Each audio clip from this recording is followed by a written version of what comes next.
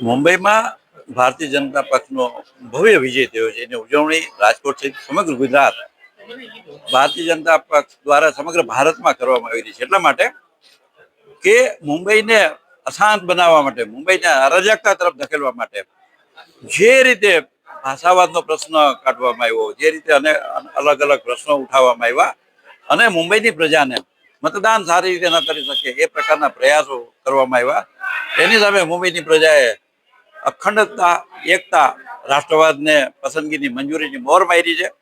આ વિજય નરેન્દ્રભાઈ મોદીના નેતૃત્વમાં મજબૂત સુશાસન આપનારી સરકારનો વિજય છે.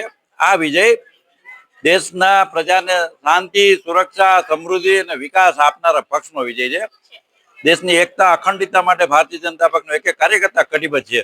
ત્યારે હું માનું છું કે વડાપ્રધાન નરેન્દ્રભાઈ મોદી, રાષ્ટ્રના ગૃહપ્રધાન અમિતભાઈ શાહ, રાજ્યના મુખ્યમંત્રી દેવેન્દ્ર ફડણવીસ સહિત સમગ્ર ભારતીય જનતા પક્ષના નેતૃત્વનો આ વિજય છે.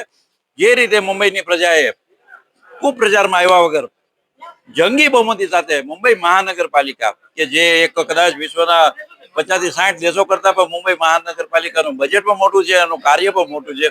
આવી જે ખરામાં જોઈએ તો મુંબઈ એ ઇન્ટરનેશનલ સિટી છે.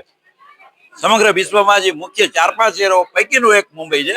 આવા મુંબઈની જે રીતે ડિસ્ટર્બ કરવાનો પ્રયત્ન કરવામાં આવતો હતો, આવા મુંબઈને ફરીથી પતનની ગર્તા તરફ ધકેલવાનો પ્રયત્ન કરવામાં આવતો હતો, એના મોઢા પર આ લપડાક છે. દેશની એકતા, અખંડિતતા અને આ રાષ્ટ્રવાદનો વિજય છે. વડાપ્રધાન નરેન્દ્રભાઈ મોદીના નેતૃત્વનો એમની વાત અને એમણે જે દેશની પ્રજાને શાંતિ, સ્થિરતા અને વિકાસ આપ્યો છે, આ એનો વિજય છે.